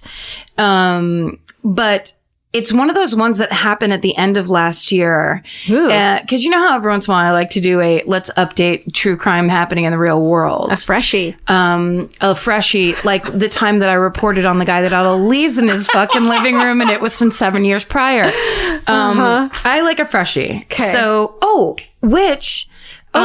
we met, now I'm going to guess and say that was in Des Moines. Great. We met women who knew that murderer who had the leaves in his living room and had plastic bags of leaves pinned up to all across his wall. Go look at a photo of it. It's as creepy as it sounds. It's really crazy. And one of these women who somehow knew him, I can't remember if it was like some distant relative or ex-workmate or whatever, they said it wasn't that they believed it was purely for insulation because he wasn't paying for the heating in his home. So he's just taking the leaves thing, which I said, he's really going out of his way. You know, it's like, I get that. And it's like, but it's still a fucking bananas solution. It's a banana solution. It's a banana solution. Executed bananasly. Right. And it doesn't make you more sane, but it makes sense. There's at least a line of logic to it. Yes. But it's still, so it's not just like leaves everywhere. I love leaves. Yeah. Is he jerking off into these leaves? Ew. But at the same time, yeah. Don't kill people. Please don't kill people. And if you feel like you need to bring the outside indoors, which is, design wise, it's a great aesthetic. Yeah, but if you're being literal about it, call a friend. Get a yurt. Get a yurt. So this is the story that happened at the end of last year, where a serial killer named Sam Little made a confession because he had been arrested in a cold case. Do you remember this? I'll by tell name, you more because I'm not telling you anything. I wish right now. what if you were like, and I'm not telling you anything? Guess until you know. Okay. I got most of this information from an LA Times article written by James Queally, Queally, from when it came out. There was also an amazing article in the Cut, on the website The Cut. Good one. And the title was "The Serial Killer and the Less Dead," and "Less Dead" was in quotes, written by a writer named Jillian Lauren. And that thing was very long and very involved. And then, of course, the great Wikipedia. So anyway. Oh yeah. Shout out so much of this shit. I mean, I had to look up nuclear industrial complex just to make sure I was saying it right. Were you clicking with it, link within link? You're on 4 pages in. Yes. Yeah, Thank you, Wikipedia. This is how we learn. This is how we grow. So it has wings. The darn thing called Wikipedia's got wings. Okay. So in 2012, there is a detective on the LAPD cold case team. The lead detective at the time was named Mitzi Roberts. Yes. Which I love because she sounds like someone that would book like the Improv in the 80s. Yeah. Like, oh, did Mitzi put you on? That's from the Comedy Store. But So she was the lead cold case detective, and she brought her team to Louisville, Kentucky with an arrest warrant for a 72-year-old man named Sam Little. They brought him back to California to face 3 charges of murder. He was convicted and he was sent to jail without parole. And that seemed to be that until last May, 2018, when a Texas Ranger named James Holland came into town to talk to Sam Little, and thus began a conversation that 4 months later evoked a stunning confession that Sam Little had murdered over 90 women across the United States. Holy shit. Do you remember this? Yes. Okay. And did he come in from Texas on horseback? That's how I picture it. The Texas Ranger that came in? A million-gallon hat, whatever they call him. Yes, he did. He, it was a big horse, called an airplane. And, but I think Texas Rangers still do wear the hat. That's part of the uniform. Cool. Is the hat and like, I think really tight Wrangler jeans. Yeah. And like, but I'll look it up.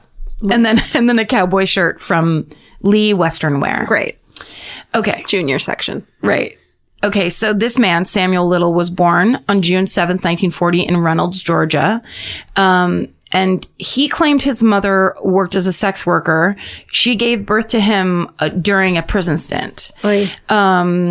Once she gets out, they moved to Lorena, Ohio. She is still a teen. Oh, I think she was 19 at the time. Oh, honey. So he is abandoned basically and raised by his grandmother. So it's the start of life is very tough for him. Mm-hmm. He's a bad student. He constantly gets into trouble. So there's other stuff going on. In 1956, he's still in high school. He gets arrested for the first time for breaking and entering, on private property in Omaha, Nebraska. We've been there And we know what it's like. We love it. He serves time in juvie briefly. Once he's released, he goes back to Ohio, drops out of high school, starts his life of crime. So in 1961, he breaks into a furniture store in Lorain and gets arrested, and he's sentenced to 3 years in jail. So he gets out in 1964. In the late 60s, he moves to Florida because that's where his mom is. He picks up odd jobs there. He's an ambulance attendant. He's a cemetery worker. Whoa. He's a day laborer, but he makes sure to keep up with his passions, petty theft and fist fighting. They're hard to give up. I mean, when you really have the love. And when you're good at it. And when you can combine the two, what a high. During one stretch in jail, he takes up boxing. So he's doing like basically... Don't do that. Yeah, I mean, that's what else are you going to do? Shouldn't be allowed in prison. He starts getting serious about his training. It never really goes anywhere, but he basally trains to be like a middle heavyweight boxer. Okay. It's an honest fucking job. I mean, if you're honest. If you're going to be honest about it and not a creepo. Right. Then over the next 10 years, Sam drifts from town to town. He makes his living shoplifting, stealing money. He spends the majority of his money on alcohol and drugs. He hangs out with sex workers and their pimps. By 1975, so in a bad 70s exploitation movie, or blaxploitation movie, he would be referred to as a bad dude. Okay. It's just, that's my opinion. That's editorializing. By 1975, he's been arrested 26 times. Shit. In 11 different states. Damn, going for a record. Yeah, so he's all over. Yeah. And the charges include theft, assault, attempted rape, fraud, and, just to change it up, attacks on government officials. So 7 years later, September of 1982, a 22-year-old woman named Melinda Lepre goes missing in Pascagoula, Mississippi. That sounds right. I mean, it felt good. Yeah. But no one in find Mississippi listens to this podcast, so we're never going to be corrected on that. We'll see. Okay. And here come the letters through the letter slot. The digital letters. Okay.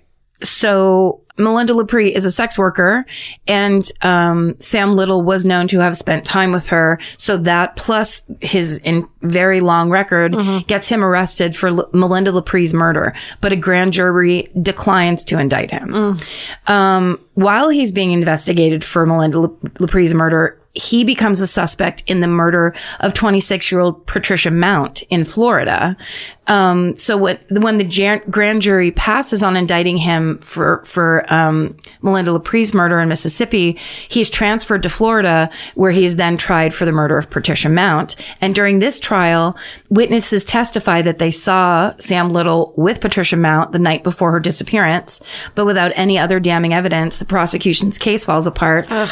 And in January of 1984, Little is acquitted of Patricia Mount's murder. Fuck. So then he immediately moves to San Diego.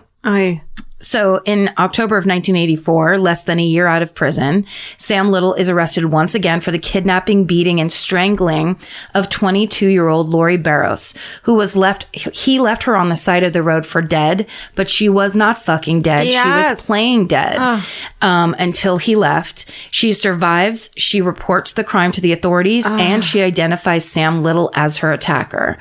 But there's a delay.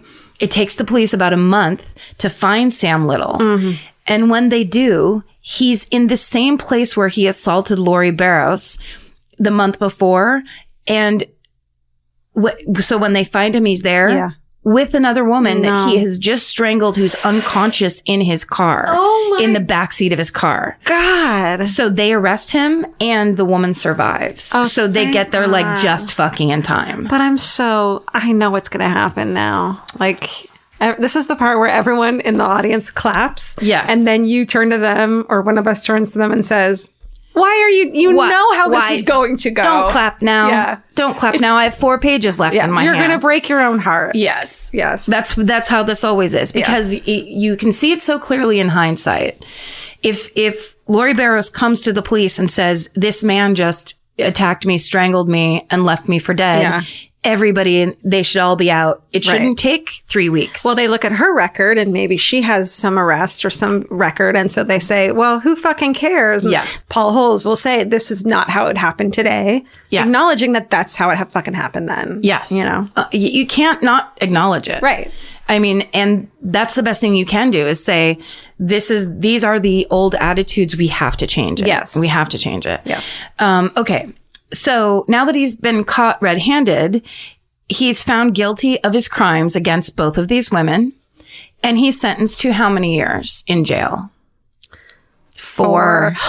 Yeah, 4. That was the same time, right, Stephen? Did you see that? That was perfectly at the same time. time. How did that happen? Because I thought you were going to take 2 more seconds, and then I was like, I'm setting it up to be a disappointing thing. I was going to say 5. Yeah. It's 4, and he ends up serving 2.5 years. For the attempted murder of 2 different women, like a month apart. So he's released again in February of 1987. Great, let him go. And where the fuck does he go? South Central Los Angeles. Right. So this is from Jillian Lauren's article from The Cut. Quote, ravaged by the crack epidemic and the Reagan administration's subsequent war on drugs, South Central became a playground for predators. Mm-hmm. During that era, up to 7 sexually motivated serial killers, including Lonnie Franklin, who is the fucking grim sleeper, Chester Turner, Michael Hughes, our boy Richard fucking Ramirez from The Devil, and Louis Crane and Sam Little himself operated with near impunity in the area, according to local law enforcement and community activists. Holy shit. Yes. So they not only, we've talked about this a bunch of times. The Grim Sleeper murdered sex workers and Black women in South Central Los Angeles for 20 years. It went on so long that it's the kind of case you almost can't cover. Right. Because of how extreme it is, how extensive it is. Like, you can't do it justice, really. I can't do it justice, I should say. You can't do it without totally insulting the police force, because it's a really hard case to cover with empathy or understanding toward a police force who literally were making up slang of what to call Black sex working women who would get murdered and that's what this, the Jillian Lauren's article is about. That's what she's referring to as the serial killer and the quote, less dead. Right. Because it's like saying that these women are less dead than other people, that sex workers are less dead when they get killed because they just quote, A, deserve it, or B, they live in the lifestyle that's a little more risky risky, so somehow they were asking for it. Or drug use, like the thing where they're trying to pin on Karen Silkwood, where it's saying, oh, because you do these things in your life, you somehow have a hand in this. You deserve it. You were asking for it. And then if it goes even higher up, it's the fucking government not putting enough police force in the fucking South Central. So they're dealing with these day-to-day insane fucking things in this crack epidemic that the fucking government started to begin with. So they that's what this episode is called. So essentially, it's this standard serial killer narrative turned on its head, because there's no process. There's no cooling off period. There's no build. There's no intrigue, or, for lack of a better word, to this serial killer process. No alarms are sounded when these missing women disappear. It's a psychopath taking advantage of the ugliest parts of society's truth, in that some people's lives count less than others to the authorities. And these men, especially, of course, Lonnie Franklin, but this guy, Sam Little, just went in and exploited that fact and did exactly what he wanted to do. And to illustrate that, there's an amazing pull quote that's just sitting on the side of one of the side of the cut article. And it just says, he'd done 3 months for assault and rape. He'd done 3 years for robbing a furniture store. And that's it in a nutshell. That's it right there. What we value and how the law works for those things. Okay. So basically, this is another quote from that cut article. Quote, they began working up, when the cold case team went in, they began working up a dossier on him. So Sam Little had aliases Samuel McDaniel, Samuel McDowell, Willie Mae Clifton, and Willie Lewis. The detectives ran rap sheets and arrest records, pulled prison packages, did vehicle searches. When the results began to pile up on her desk, Mitzi Roberts' unflappable cool gave way to astonishment, even anger. The question wasn't where he'd been hiding all these years. He hadn't been hiding. He'd been committing crime after crime in plain fucking sight. Oy vey. The fucking isn't in that quote. End quote. Sorry. Okay, so this cold case team in 2012 gets a grant from the National Institute of Justice that allows them to launch this cold case special section. So they're tasked with screening DNA evidence to link and possibly solved cold cases from the LA area. So Sam Little's DNA is in the database. For those attacks that he only served 2.5 years for. So when they screen old DNA samples from several cold case murders in the LA area in the late 80s, they find a match. Sam Little's DNA matches the DNA found on 2 unsolved murder victims. Audrey Nelson, who was killed in August of 1989, and Guadalupe Apodaca, who was killed in September of 1989. Wow. So Mitzi Roberts takes a closer look at Little and his background, and it confirms that he's involved in these murders. He clearly has, he has the record. Yeah. And the only reason he's out of jail is basically a technicality. It's not even like he's trying to be stealth about them. It's like, well, it's just waiting for someone to match them up. That's it. He's probably not even thinking about that part at all. So she pulls an outstanding narcotics warrant that was against him from 2007. Cool. The DA agrees to extradite as long as she can find him. So now she has to go figure out where the fuck he is, Carmen Sandiego style. I'm super lately into getting someone in for a warrant for violating their probation, but it's about a bigger thing. So like they did a little fucking thing wrong, or they were hanging out with someone who is also a convict, and they pull them in for that, but they fucking have them on something else, and they can swab them for DNA, and that's how it starts. I mean, that's a really cool trick. Yeah, because there's loopholes on both sides. Yeah. There's loopholes that will get people out of things where you're like, what the fuck? But then that's also, there's loopholes on the other side to go, well, there is an outstanding warrant for you for narcotics. Yeah. So we get to pull you in. We don't have to. Right. We normally you disqualified your normal rights. Yes. By that. And hooray, because now we get to do it. Paul Holes, do it. Run that DNA. Yeah.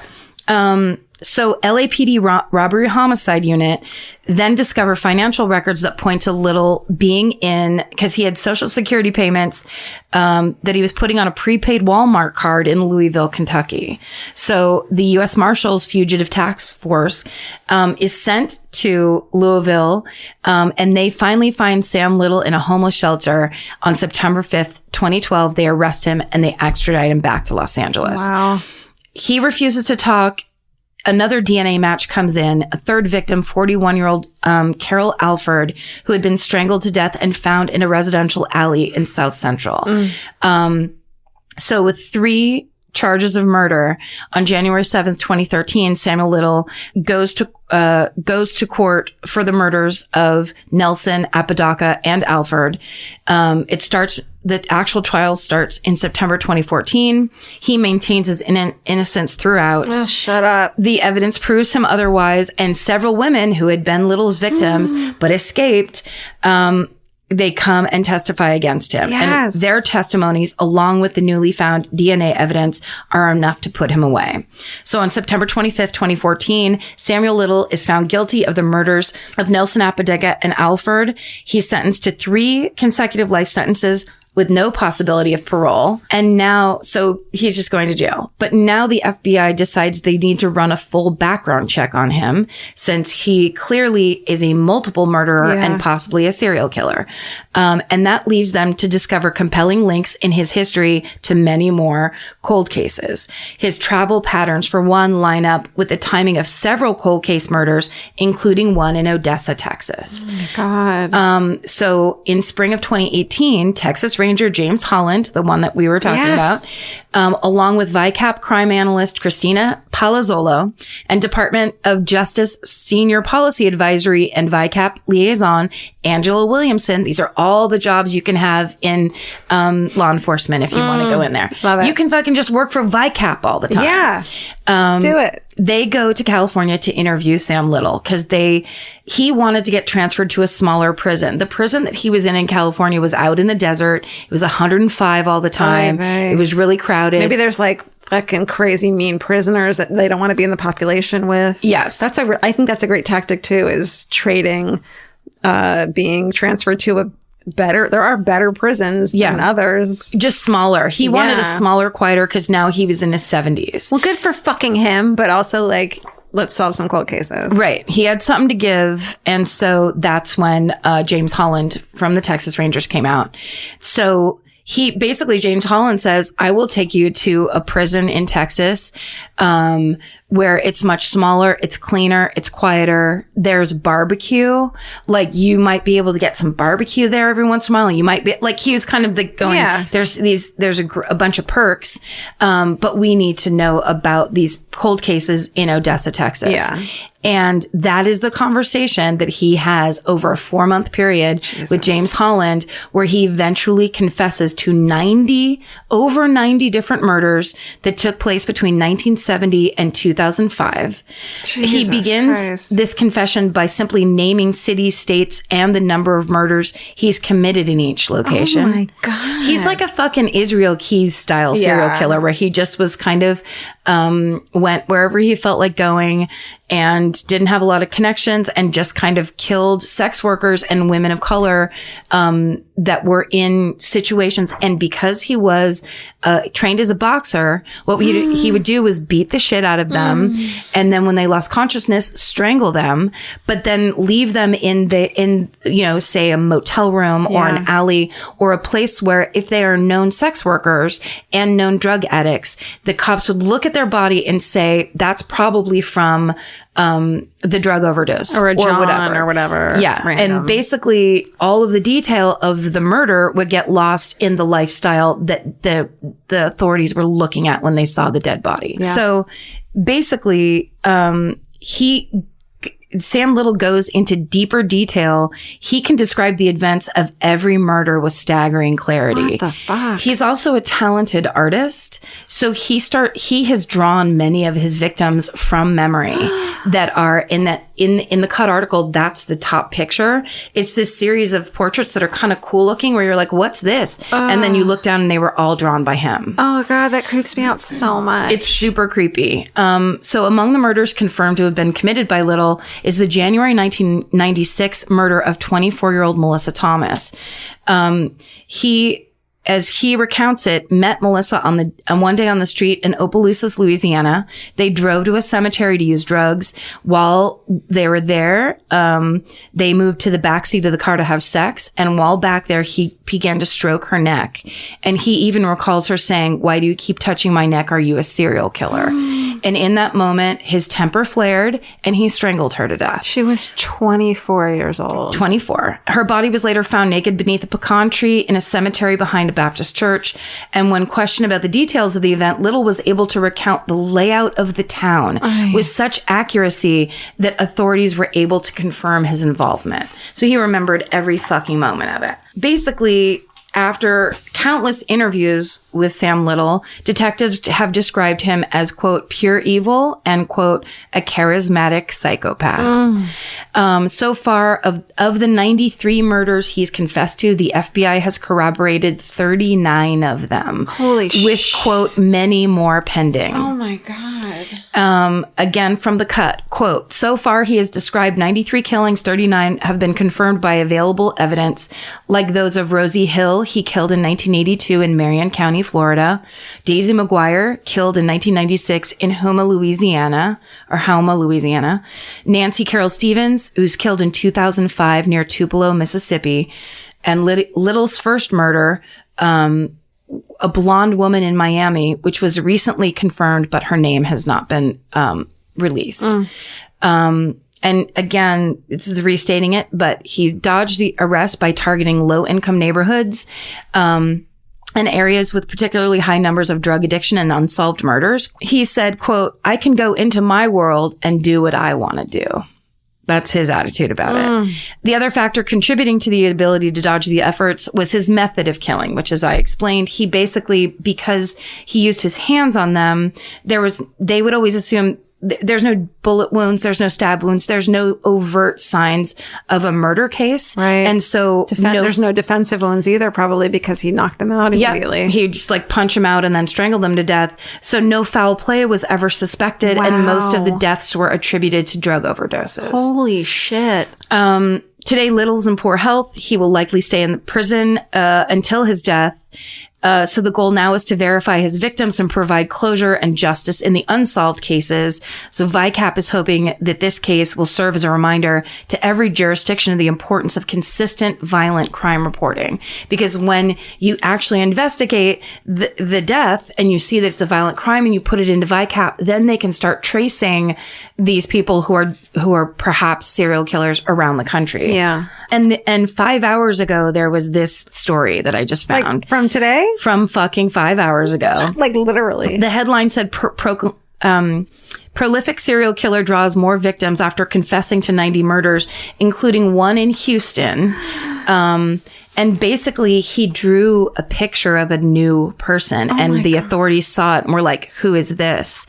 And basically, he had created 16 drawings of the victims based on memory. He's recently added 10 more drawings to the collection. That's why we don't need that little creepy bit. Like, this is a terrible enough story that this part is like, yeah, but guess over what? the top. 5 hours ago, there's a brand new creepy bit where it's like he's got it all up in his head.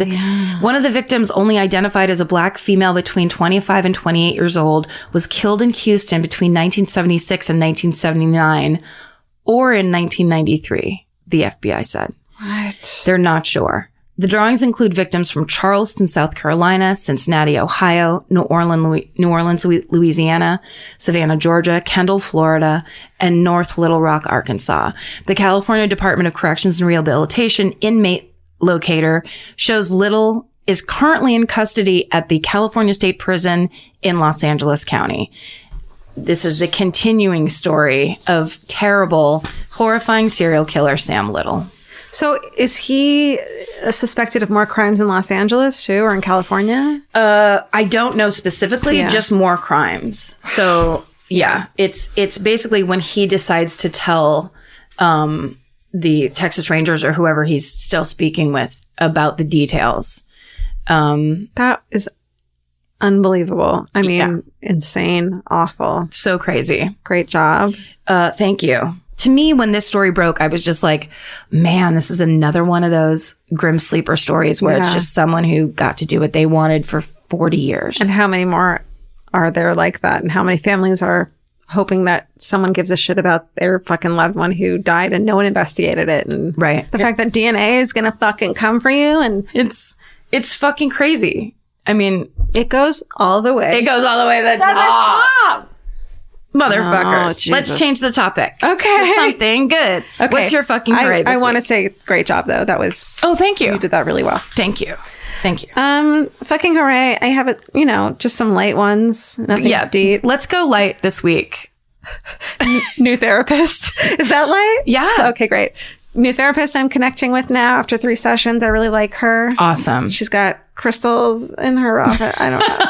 All the stuff you love. Yeah, it's stuff I don't like, but I think people who have their shit together have. You know what I mean? Like her, she has a geode? A coaster, essentially a geode, like a coaster that's made of, that's a hexagon that's marble. Which to me is like, oh, you have your shit together. Okay, yeah. Is that weird? No, not at all. That's, I told you, my first appointment with Michelle, my therapist, I looked around and everything was mid-century and moss green. And I was like, this is crazy. This is where I belong. Absolutely. If you can match your furniture, I can tell you about Janet. Okay. Yes. The trust is there. There it is. I'm getting to house remodel a little bit and pick out like tiles and shit, which also means that I get to be bossy, which is hard for me, and I'm learning how to... No, it is not. You're high as a kite. It's all you do. Okay, you're right. But I love it, and I could do it without feeling guilty because I'm paying her. You should not feel guilty anyway. You get to do what you want. I know. I'm learning. In this life. I'm learning. I'm trying. You get to. Okay. Especially with shit like tiles. What if I was like, yeah, and then I just squatted and took a piss on the carpet? Then we take you to your favorite therapist. Yeah, and then Ricky Lindholm scrubs me the fuck down in a mental institution. And also, okay, I binge watched Pen 15. Which is just the word penis with the number. It's just, I get it. Yeah. It's on Hulu. It's their original show. And it's like a combination of Strangers with Candy meets Degrassi. And I don't cry. I'm talking to my new therapist about that. Okay. I cried in 2 episodes. Whoa. And it meant so much to me. It was such a beautiful show and so well done and great acting and also weird. And it's also kind of a miracle that it got made because it's just a weird show. Yeah. But in a great way. And in the same way with Strangers with Candy, it's like, it just meant a lot to me. It was a beautiful show. So that's awesome. Pen 15. I've heard so many good things about Pen 15. Yeah. Yeah, I should watch that. Well, mine, I would say on a similar note, I've been watching, there's a bunch of Miss Marples that are on. Which one's that? Miss Marple it's Agatha Christie's character, where it's the old lady that basically keeps showing up at places and being like, what's going on here? But she's like, a nosy Nelly. She's a nosy Nelly that's as smart and observant as Sherlock Holmes. So she goes in and is like, but I noticed that you had that brooch on yesterday. And it's really delightful. And in this series that I'm sure was BBC or some British network, there's several different actresses that play her because it was on for so long and the character's old. So the actresses were on the older side. Cool. So there's a couple different and they're all amazing in their own way. But it's just, it's that thing that's getting me through at night sometimes where it's just like... comforting. It's so comforting. But then you look at it and the casts are amazing. The directing is amazing. Like, it's actually great television. Yeah. That I kind of put on like, no, this funny old lady. And it's like, I love this show. It's almost like you can do both. You can have this like binge watching thing that you put on in the background, but it can also be really well made. And that's like nice too, probably. Yeah, it feels good. Yeah. But I will say this. This is a little bit bigger and maybe a little bit more philosophical. But the other day, so my new thing lately is I'm just blow drying my hair just so that like, I spent 5 years going, I don't care what I look like. Yeah. It's evident. And so this is my new way of turning it around and just being like, when I go outside, this is what I just go like, what do normal people do? And then I try to do that too. So blow drying my hair is a big thing because when my hair is not blown dry, I look a bit like a lunatic. Me too. At least when it is, it's just like you kind of feel a little bit better. Your hair looks styled right now. And I think I've seen you both unblow dried and blow dried a lot. And it does like, and I get it too. My hair is fucking insane. And if I don't blow dry it, I look like your crazy aunt. Yeah. And your hair, I can tell the difference. And right now it looks like an expensive styling. Thank you. I did it. You look beautiful. But I have to say, so it's just that thing where I go, I don't know what to do right now with myself, but I just know that I have to do the little things, and I just have to figure out what I want to do and do them. Yeah. So I did my blow dry plan. And at one point I went to Gelson's and I walked up, and it was just that thing where I think I feel a little bit better about myself. I'm making eye contact with people. I'm having a good time. You're not slouching. I do it too. You're slouching along. And just like feeling shitty. Yeah. And I have that thing now where when I am on the heavier side, I get really embarrassed in public. I don't want to make eye contact. I don't want to be in public. Ugh. I have a lot of I am very, very mean to myself. It's like a shaming yourself. Yes. I do the Game of Thrones shame walk, but in Gelson's grocery store. Oy vey. So I'm in the grocery store with my hair and my new attitude, my ton of mascara. I got a new attitude. And I walk up to the yogurt section, and there's a Miss Marple style old lady standing there staring at the yogurt in the area I want to be in. Yeah. So I'm standing kind of diagonally over to the side, waiting for her to leave so I can go in and get my Fage yogurt. And there's 0% or 2%? I like 2%. Yeah, you got to have a little fat in there. You got to have it's more filling. It's good for you. 0%. It doesn't. Why are you? Don't worry about it. Don't pretend to eat. Let's not be crazy. Yeah. So as I'm standing there waiting, I see movement in the back, and I see some yogurts getting stacked up. And then I hear this voice go, "Miss, do you need any help finding anything?" And I was like, "No, I'm." Or I go, "Do you know where the big Fages are?" And he's like, "It's right over here." But it's just, I can see the outline of a guy. And basically, he and I had a full fucking conversation. And he was like, "Miss, do you want me to come out and show you where it is?" And then I start laughing. I'm like, "No, I can see it. It's right there." Oh my God, he wanted to come show you his yogurt. And then I find it. I'm like, "Take it down." And he goes, "Is there anything else I can help you with?" And I was like, "No, I think that's it." And he's like, "I hope you have a great day, miss." And I'm making him sound younger than he was because it sounded like a man. And from the 60s or 40s, 50s. It was 50 style customer service for sure. Yeah. But it just was, I couldn't stop laughing as I walked out. I was like, "Thanks so much. Thanks so much for your yogurt experience." Do you feel like you're being acknowledged a little more because you're walking around with confidence and eye contact, and people are like noticing you as a human being and someone to interact with in life? I think what it made me realize is I think I've spent a lot of my life thinking I didn't have to bring anything to the table, and still that I would be just in complaining that I didn't get anything from the table, where it's like an even exchange. So if I want to meet someone interesting in life, I have to have eyes up, yogurt conversation at the ready. Like you have to be prepared to do it and be the kind of person somebody might want to talk to through the yogurt fucking stalls. And I think in addition to that is not someone who you think, why is this person talking to me? Like they're making fun of me, or they don't care, or instead of being like, I'm a worthy person of being spoken to, and I can bring that confidence to them as well. And they're attracted to that, and I'm attracted to theirs. Yes. Right? I think so. I mean, it made me feel like a pretty lady the way he was trying to give me dairy area service.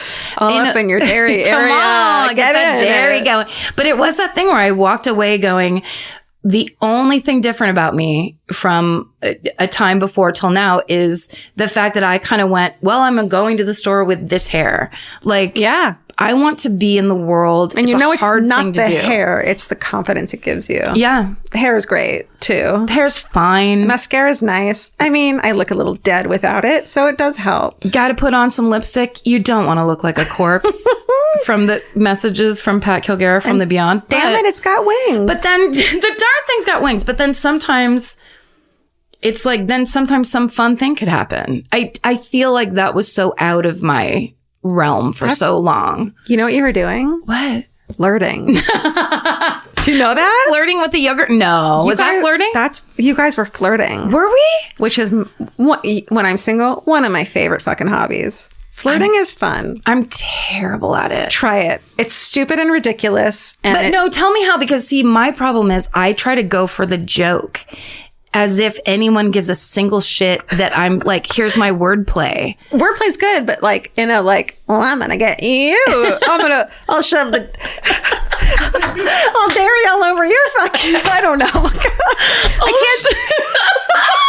I'll shove 4 sticks of butter up. What's that you And say? he's like, this went wrong. No, Georgia told me to tell you. oh, I just got, what's her face voice? Did you hear me go? Oh, Elizabeth Holmes. When I'm flirting, this is my voice. I don't recall. I'll shove the dairy. It puts the dairy in the basket. Oh, I don't recall. Think of something. Pretend you're Janet for Yes. my mom for a minute. Well, she loves a blowout. That's the first thing I ever noticed about her. She gets great blowout.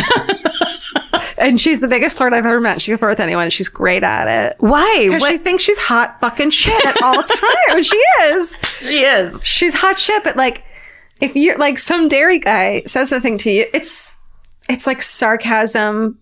It's like, pretend they're a gay guy that you would have a conversation with and be like, well, fuck you, bitch. But like, do it to someone you want to fuck. That's flirting. Shit. That's flirting. good. That's a great, easy translation. Flirt with your gay guy friends all the time. Yes, that's and you true. don't realize it because it's just normal. It's natural. But you need to treat straight guys like that too. That's a great idea. Everyone's gay from now on. Everyone's gay. Yeah. You know what I mean? Aren't we? Everybody. And then we make out. Quote. That's the perfect ending to this episode. To quote who? To quote Kurt Cobain, everyone is gay. Oh, Kurt. Remember? There he goes. Corporate rock still sucks. Am I right, buddy? Yeah. You ruined my life with your weird attitudes and your heroin problem. Did you do that? Wow. This has been intense. Shit. This has been fucking lights off, exactly right office. We covered every single topic. Are there any more? No. Is this the end of the podcast? I think it is. Can you feel it? can Can you feel it ebbing away? I can feel it in the air. Let's let it go. Tonight. And know that there'll always be another dairy section to come flirt with. Yeah. Thank you so much for listening to this insanity. Yeah. Stay sexy. And don't get murdered. Goodbye. Elvis, you want a cookie?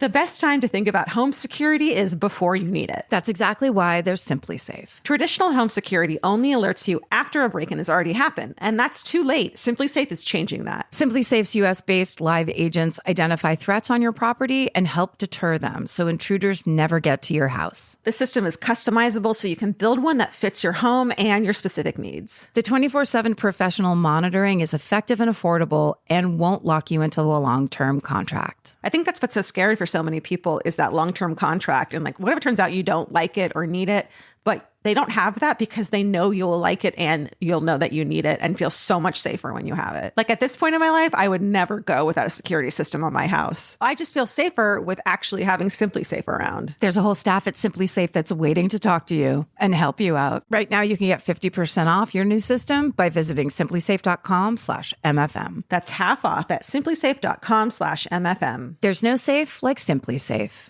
Goodbye. Chief Caribbean's Jet Set July sale is here. Right now, save $200 on vacation packages of 4 nights or more with promo code 200BEACH. Whether you're dreaming of Cancun, Jamaica, or the Dominican Republic, your next vacay just got more affordable. Don't let summer pass you by without the beach. Use promo code 200BEACH and get more sand for your dollar. Head to cheapcaribbean.com today to book your beach vacay. Goodbye.